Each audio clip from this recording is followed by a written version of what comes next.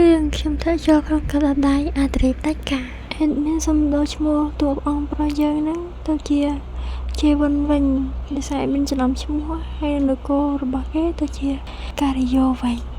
អូខេចូលមកក្នុងសាច់រឿងវិញនៅក្នុងប្រទេសជម្រាបរបស់អ្នកអង្គការស្ត្រីមានអំណាចខ្ពស់និងអនាគតម៉ាស៊ីទាំងអស់កំពុងនិយាយគ្នាអំពីឡាស៊ីជាពិសេសអំពីសពពមេរបស់នាង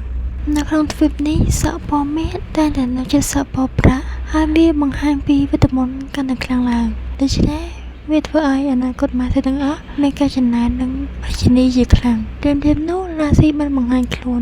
មនុស្សគ្រប់គ្នាភ្ញាក់ផ្អើលខ្លាំងណាស់ព្រោះគ្មានអ្នកណាគិតថាសិស្សរបស់នាងពិតជាមាសភ្លឺដូចនេះឡើយមនុស្សជាច្រើនរសារសម្រាប់របស់នាងអលីសាបេតឈរចិត្តនោះស្ដាប់ពីសាសាហើយមានការខឹងក្នុងចិត្តជាខ្លាំងនាងចង់បើកមាត់ចង្អកប៉ុន្តែឡាស៊ីមិនអើពើនឹងសំឡេងរបស់នាងឡើយនេះឆ្លើយតបយ៉ាងទន់ភ្លន់ថាថ្ងៃនេះមានតួឯកផ្សេងទៀតដូច្នេះនាងស្លៀកពាក់សាមញ្ញប៉ុណ្ណោះនាងទាំងអរគុណអ៊ីដេសបែនសម្រាប់ការសរនោះផងដែរបន្ទាប់មកនាងបង្វែរខ្លួនដើម្បីទៅស្ទាក់ជាមួយនឹងអ្នកញ៉ាតែអ្នកដើរតាមអេលីសាបេតបានតាក់ជើងធ្វើឲ្យឡាស៊ីចិត្តដួលឡាស៊ីស្ថិតភាពស្ងប់ស្ងាត់ហើយគិតថាពេលបានជាអ្នកដើរតាមនេះអាចចូលរួមភពទឹកតែបានដែរនេះញ៉ាំបន្តិចដូចជាមនុស្សដែលដឹងល្បិចរួចទៅហើយនៅពេលនោះអ្នកញ៉ាបានចេញមកទទួលស្វាគមន៍នាងនៅផ្ទាល់ឡាស៊ីក៏ដោយសារញញឹមព្រឺចាញ់ចាំងអនាគតមហាសេផ្សេងទៀតដែលមិនត្រូវបានស្វាគមន៍មានអារម្មណ៍ថាខឹងនិងអន់ចិត្តជាខ្លាំងតែអាចត្រឹមតែដើមដើម្បីបញ្ចេញអារម្មណ៍ប៉ុណ្ណោះអលីសាបេតអង្គុយខំកញ្ចក់ដោយកំហឹងឡាស៊ីដើរទៅជិតនាងព្រាមនោះមានអ្នកដើរតាមអលីសាបេតបានស្រែកឡើងឡាស៊ីបានបិទមាត់នាងយ៉ាងលឿនពិតប្រាកដណាស់គឺឡាស៊ីបានយកកែងដ៏ខ្ពស់របស់នាងនោះទៅជន់លើស្រីម្នាក់នោះធ្វើឲ្យនាងឈឺរោទដល់ថ្នាក់ស្រែកយ៉ាងខ្លាំងអលីសាបេតស្រែកថាឡាស៊ីឈប់ហើយបានជានាងសាហាវម្លេះឡាស៊ីញ៉ាំយ៉ាងត្រជាក់ថាខ្ញុំក៏តែចង់មករៀនស្ត្រីល្ងងមួយចំនួននៅទីនេះប៉ុណ្ណោះនាងមានភាពក្លាហានដូចខ្ញុំតែមិនហ៊ានទទួលស្គាល់អញ្ចឹងនាងបានខ្លួនដោយមានភាពក្អិតខ្ទមហើយនិយាយបន្ថែមថាទោះអលីសាបេតបង្កើតបកពួកឬប្រាប់ដល់យុទ្ធសាស្ត្រប៉ុន្មានក៏ដោយក៏ជេវុនបានសន្លឹមមើលនាងស្បែកតែម្ដងព្រោះនាងគ្រាន់តែជាអនាគតម៉ាស៊ីគ្មានអ្វីម្នាក់ប៉ុណ្ណោះអលីសាបេតបានខឹងយ៉ាងខ្លាំងក្នុងភាពអាម៉ាស់និងកំហឹងនាងស្រែកឲ្យឡាស៊ីថាបិទមាត់ហើយគប់បំបែកកញ្ចក់ទៅរកមុខរបស់ឡាស៊ីហើយនាងភ្លេចថាកំពុងស្ថិតនៅក្នុងវេធីជប់លៀងនាងបន្តស្ដីបន្ទាស់ឡាស៊ីដែលកំហឹងឡាស៊ីស្ងប់ស្ងាត់និងយកកំបិតពីលើតុឡើងយឺតមនុស្សទាំងអស់នៅទីនោះចាប់ផ្ដើមភ័យស្លន់ស្លោនិងភ័យខ្លាចព្រោះពួកគេដឹងយ៉ាងច្បាស់ថានាងមិនកំពុងតែលេងសើចឡើយតែអេលីសាបេតនៅតែប្រហែលនាងហ៊ានថាឡាស៊ីហើយនឹងឲ្យឡាស៊ីនឹងចាក់នាងទៀតផងនៅពេលនោះសម្លេងដូចឆ្វោកឡាស៊ីមិនបាន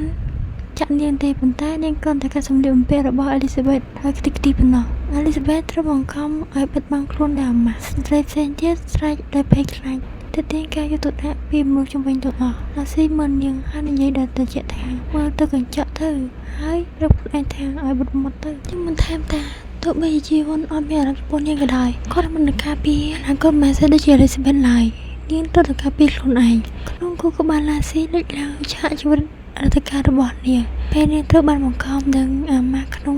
គុកក្រោមដីដោយអេលីសាបេតនិងអ្នកផ្សេងទៀតថ្ងៃនោះនាងគ្មានណាច់តែថ្ងៃនេះខុសគ្នាពេលនេះគឺជាពេលរបស់អេលីសាបេតដែលត្រូវសងទាំងអស់ហើយ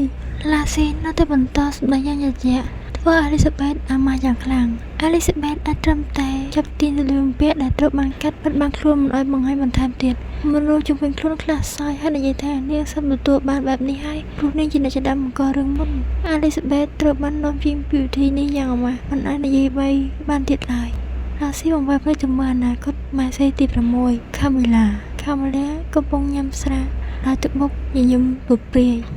នាងថាមិនមែនជា Golden Gold តែជាកូនឆ្មាដែលមិនខ្លាចអ្វីនាងនិយាយបែបចំអកឡាស៊ីនៅក្នុងវាំង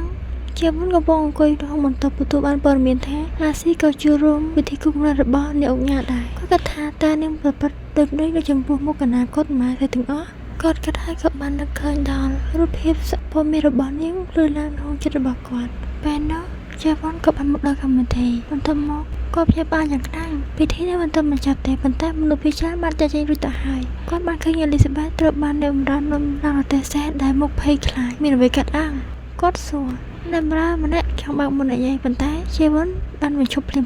ដាក់សម្លេងជាថាអ្នកណាអនុញ្ញាតនិយាយជាមួយយើងហ่ะបន្តិចក្រោយមកមេការម្នាក់ខ្សឹបប្រាប់គាត់ពីអ្វីដែលបានកាត់ឡើងជាវ៉ុនញាក់ផ្អើល គាត់មើលទៅរទេះដែលកំពុងចាក់ចេញហើយគាត់រំចិត្តថាតើណាស៊ីកែសម្លៀកបំពាក់នាងដើម្បីសងសុខមែនឬគាត់ញញឹមបន្តិចនាងពិតជាចម្លែកគាត់បានឃើញស្ត្រីជាច្រើនព្យាយាមចូលមកជិតគាត់ប៉ុន្តែភាគច្រើនភ័យត្រឹមការគំរាមតិចតួចប៉ុណ្ណោះណាស៊ីមិនដូចនៅទៅឡើយគាត់ចាប់ផ្ដើមចង់ដឹងបើគាត់បានបង្ហាញខ្លួននៅពេលនោះតើនាងនឹងធ្វើដូចម្តេចក្រោយមកជេវ៉ាន់បានចូលទៅជិតណាស៊ីនាងភ័យបាខ្លាំងណាស់ពេលឃើញគាត់មានអ្វីកើតឡើងគាត់សួរណាស៊ីឆ្លើយដោយស្វែងថាគ្មានអ្វីទេហើយថែមទាំងអួតថាខ្លួនទាំងអស់ស្វាគមន៍នាងយ៉ាងកក់ក្ដៅជេវ៉ាន់សួរពីសម្លៀកបំពាក់ដែលត្រូវបានកាត់ឲ្យណាស៊ីញ៉ាំបន្តិចហើយថាតាប្រាំងនឹងរួចហើយតែមិនចឹងជេវ៉ាន់ភ្ញាក់ផ្អើលគាត់សួរថាហើយពេលនាងហ៊ានប៉ះពាល់អេលីសាបេតនេះជាកូនស្រីរបស់គ្រួសារខោនដែលគ្រប់គ្រង 70% នៃពាណិជ្ជកម្មជាមួយអាណាចក្រយូលីនណាយូលីននិងការីយ៉ូធ្លាប់ជាសត្រូវនឹងគ្នាដោយសារតែព្រះរាជដែលមិនព្រមចោះញោមពួកគេមិនបានបង្កើតទំនាក់ទំនងការទូតរូបពាណិជ្ជកម្មណាមួយជាមួយអាណាចក្រនឹងឡើយនេះជាវិធីតែមួយគត់ដែលយើងអាចភ្ជាប់ទំនាក់ទំនងជាមួយយូលីនបានជាវរយៈដែលកំហឹងបើការជួញដូរជាមួយគ្រួសារខនបានបញ្ចប់នោះការភ្ជាប់ទំនាក់ទំនងរបស់យើងជាមួយនឹងយូលីនឹងបាត់បង់ណា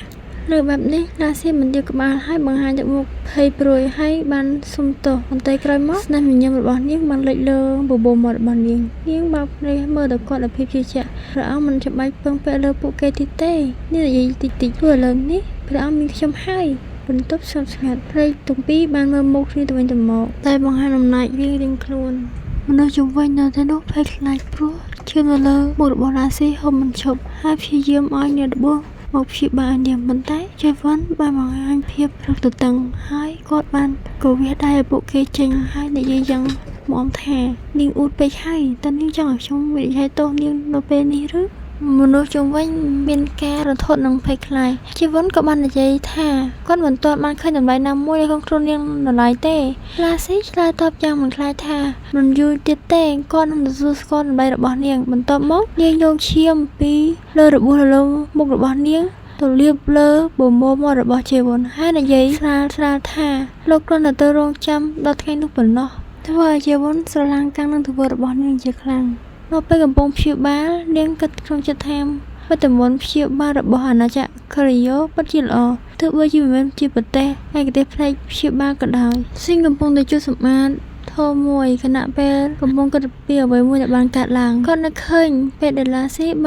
ត្រូវបានគេចាក់ទឹកថ្នាំនៅលើសក់ក្បាលរបស់នាងហើយនៅពេលដែលនាងទៅរបួសជាច្រើនដងគាត់មិនអាចជឿបានទេថាឡាស៊ីអាចរងគ្រោះថ្នាក់នេះឡាស៊ីមើលស៊ីងតែមួយចោហើយនិយាយថាបើលោករបួសលោកអាចប្រាប់ខ្ញុំបានខ្ញុំនឹងឲ្យមនុស្សមកសម្អាតព្យាបាលលោកស៊ីងគ្រាន់តែបង្ហាញការគោរពហើយនិយាយថាគាត់មិនអីទេគាត់អាចទប់ទល់របួសរបស់ខ្លួនឯងបានបន្ទាប់មកគាត់នឹកឃើញថាตุ๊កតាខ្លាឃ្មុំដែលឡាស៊ីតែងតែយកតាមខ្លួននោះគឺខូចខាតខ្លាំងណាស់គាត់សួរថាតើគួរជួសជុលវាឬក៏បោះចោលឡាស៊ីក៏សម្ដីថាជួសជុលវាខ្លួនឯងទៅបន្ទាប់មកនាងសួរថាតើមានចលនាអ្វីពីអេលីសាបេតបន្ទាប់ពីពិធីយុយានតែឬទេស៊ីងឆ្លើយថាមិនមានអ្វីពិសេសទេតាមពាក្យនៃបម្រើស្រីពិធីតែប្រចាំថ្ងៃរបស់នាងត្រូវបានបញ្ឈប់ឡាស៊ីគេក្នុងចិត្តថា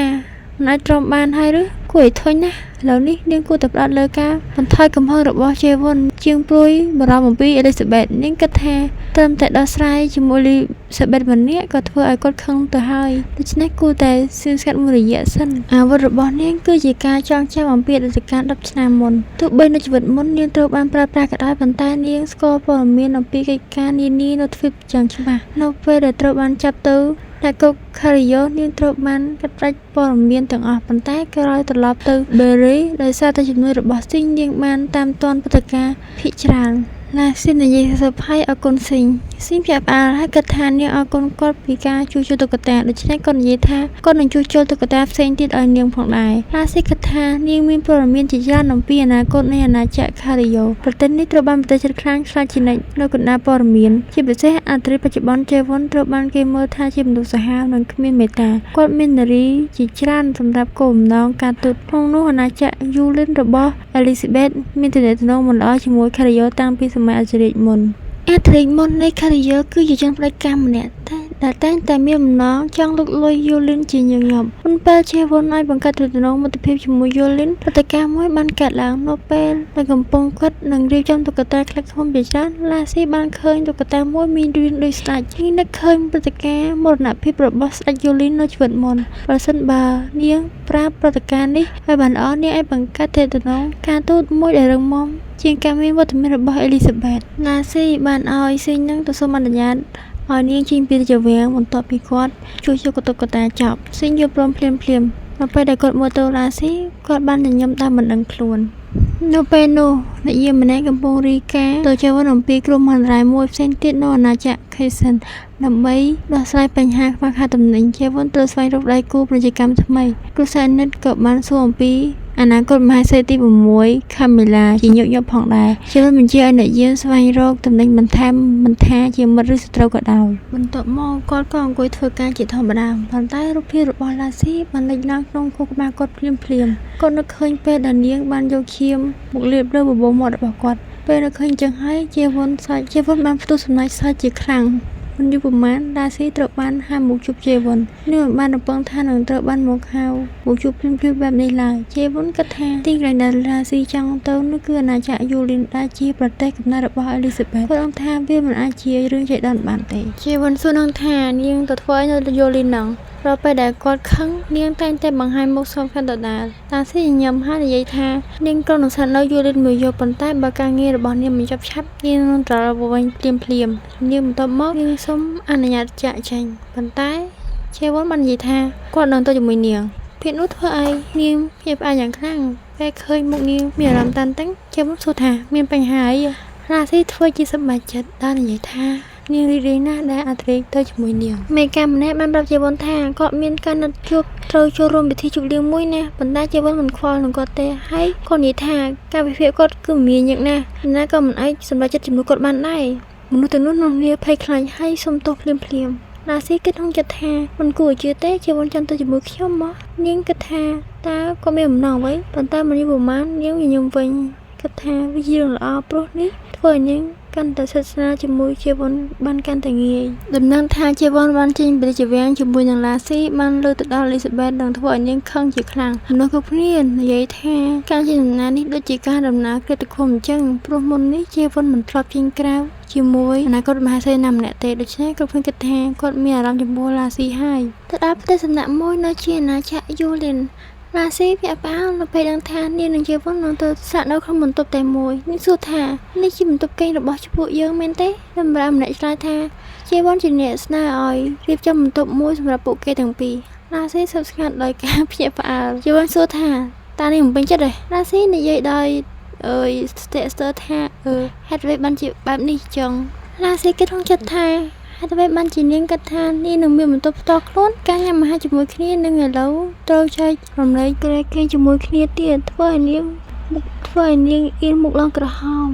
តាំងពីមកដល់ពេលនេះការមើលទៅជេវុនពិតជាចម្លែកណាស់ឡាស៊ីលួចមើលនាឡិកាជាញឹកញាប់ជេវុនសង្កល់ឃើញហើយនិយាយថានាងមិននាឡិកាយូរហើយក្នុងចិត្តគាត់គិតថាការធ្វើដំណើរនេះមិនដូចអ្វីដែលគាត់រំពឹងទេប៉ុន្តែមើលទៅឡាស៊ីមិនបានជួបនរណាម្នាក់នៅក្នុងផ្ទះសំណាក់ទេគាត់បានឲ្យគេទៅស៊ើបអង្កេតទាំងអស់ប៉ុន្តែមិនមានស្នាក់ស្នាមសញ្ញាអ្វីពីបរិយទេបានណាថាឡាស៊ីមានកម្រងអ្វីមួយហើយគាត់មើលទៅនាងហើយសួរថាស៊ីងតែនតែស្ថិតនៅក្បែរនាងមែនទេឡាស៊ីឆ្លើយថាមែនហើយគាត់ជានាងបម្រើប្រុសតែម្នាក់របស់នាងជេវុនសួរថាតើគាត់ជាបរិសុទ្ធដែលនាងនាំវីបរិយមែនទេឡាស៊ីញញឹមហើយសួរវិញថាអាតរីកំពុងតែប្រច័ណ្ឌណោះជេវុនគិតថាប្រហែលជានាងស្វឹងហើយទៅពីនិយាយបែបនេះខណៈដែលឡាស៊ីគិតថាតើគាត់អាចចំណាននឹងនាងមែនទេបន្ទាប់មកឡាស៊ីប្រាប់ឲ្យស៊ីនឹងរៀបចំរទេះសេះឲ្យជេវុនសួរថាតើនាងធ្វើអីគេឡាស៊ីឆ្លើយដោយសាមញ្ញថានាងមានការងារខ្លះទៅចេញទៅបន្តិចហើយសូមឲ្យគាត់នឹងសម្រាប់នាងនឹងត្រឡប់មកវិញឆាប់ព្រមនោះជេវុនបានចាប់កដៃរបស់នាងហើយបង្ខំឲ្យនាងទៅផ្អឹបនឹងជញ្ជាំងហើយនិយាយថាជាមិនទាន់បានដេកជាមួយគ្នាទេមែនទេគាត់ទាញនាងទៅដាក់លើគ្រែហើយក៏បានបលែកខ្សែក្រវ៉ាត់ចេញពីករបស់គាត់ហើយបាននិយាយបន្ថែមថាយើងគួរតែធ្វើរួមជាមួយគ្នាទៅឡាស៊ីភ្លេចហើយមិនបាននឹកឃើញហេតុការណ៍ស្តីងគ្នានៅជីវិតមុនទេនៅពេលនោះលីបឡាទោះបីជាអ្នកយាមបានប្រមាននាងថាជាវិញកំពុងរវល់ក៏ដោយក៏បានចូលទៅបន្ទប់របស់គាត់ដោយមិនបានអនុញ្ញាតហើយនាងត្រូវបានបណ្តេញចេញតែនាងយំហ ហើយសុំទោសអត់និយាយថានាងមិនអាចញ៉ាំអាហារជាមួយគាត់បាននៅយប់មុនព្រោះមានរឿងមួយធ្វើឲ្យនាងសោកស្ដាយខ្លាំងនាងបន្ថែមថានាងនឹកគាត់ខ្លាំងណាស់ទោះបីជាត្រូវ Elizabeth ធ្វើបាបក៏ដោយតែឃើញជីវិតមកអើពើនឹងនីវឡានាងបានព្យាយាមតាក់ទាញគាត់ដោយបង្ហាញខ្លួនយ៉ាងលើសលប់ប៉ុន្តែជីវិតបានចាប់បិទសក់នាងហើយនិយាយថាការចោទដែលគ្មានការសញ្ញានឹងត្រូវបានទទួលទណ្ឌកម្មគាត់បង្ងាប់ថាបើគ្មានវិតម្លៃខ្លាំងទេនោះការធ្វើបែបនេះក៏គ្មានតម្លៃឡើយបន្ទាប់មកក៏បញ្ជូននាងត្រឡប់ទៅព្រះជាវាំងវិញត្រឡប់មកបច្ចុប្បន្នវិញជាវិននិយាយទៅកាន់ឡាស៊ីថាព្រោះពួកគេជាប្តីប្រពន្ធនោះអីគួរតែរីអ៊ីនៅយប់នេះឡាស៊ីគិតថាមិនគាត់ធ្លាប់និយាយថាគាត់មិនខកពីនាងទេឬឡាស៊ីមើលទៅនាឡិកាហើយនិយាយអំពីការពិនិត្យថ្ងៃស្អែករបស់គាត់តែជាវិនមិនខ្វល់ទេគាត់និយាយថានៅពេលនេះនាងនៅតែគិតអំពីការពិនិត្យឬតើនាងខកខានអាការបែបនេះប្រហែលជាមិនមានលើកក្រោយទេណាឡាស៊ីគិតថាបើរឿងនេះកើតឡើងនោះនាងអាចរស់នៅដោយមិនចាំបាច់បញ្ចេញតម្លៃរបស់ខ្លួនទៀតឡើយបើនាងមានគុណជាអ្នកស្នងរាជនោះនាងអាចពង្រឹងទីតាំងរបស់ខ្លួនឯងបានក្នុងចិត្តនាងគិតថាអំពីការស្នងរាជមនុស្សអាចរងមកបានទៅជាម្ចាស់លើខ្លួនឯងបើសិនបើជាមុនក៏ដូចនេះនោះវានឹងល្អនាងនឹកឃើញថានៅក្នុងជីវិតមុននាងធ្លាប់បានបដិសេធសំណើរបស់ជាមុនឲ្យខ្លាចជារាជិនីបើសិនបើពេលនោះនាងយល់ព្រមប្រហែលជានាងនឹងរស់នៅបានយូរជាងនេះហើយនឹងមិនចាំបាច់ទទួលការឈឺចាប់ធ្ងន់ធ្ងរនោះឡើយប៉ុន្តែពេលនោះនាងដឹងយឺតពេលបាត់ទៅហើយណាស៊ីគេនឹងចិត្តថានៅជីវិតមុននាងនឹងពិតជាល្ងងពេកហើយឥឡូវនេះមិនអាចត្រឡប់ទៅក្រោយបានទៀតទេនាងនិយាយទៅកាន់ជាមុនថានាងគិតថាកូនរបស់ពួកយើងប្រកាសជាមានទេពកោសល្យវិតមន្តខ្លាំងណាស់ប៉ុន្តែនាងខ្លួនឯងមិនមានតម្លៃខ្លាំងដល់គាត់ទេបន្ទាប់មកនាងសុំទោសជាមុនហើយក្រោកឈរឡើងភ្លាមនាងបង្វែរខ្លួនហើយឈរយកអាវខ្មៅមួយឬពាក់វាឡើងហើយប្រាប់ជីវ័នឲ្យឆាប់ចូលគេងលឿនទៅពេលដែលខ្ញុំមានអារម្មណ៍ល្អនោះខ្ញុំនឹងនៅជាមួយលោកនាងនិយាយតិចជាវ័នដែលត្រូវបានបដិសេធនោះអង្គុយនៅលើក្រែស្ងៀមស្ងាត់ហើយក៏បានផ្ទុះសំណើចយ៉ាងនឹងខ្លាំងគាត់ក៏អំពីពាក្យបារាស៊ីហើយបន្ទាប់មកគាត់ក៏បានសម្រួលខ្សែក្រវ៉ាត់ករបស់គាត់ហើយនិយាយថាតើនាងកំពុងនិយាយថានាងមានតម្លៃខ្លាំងណាស់ផងឬ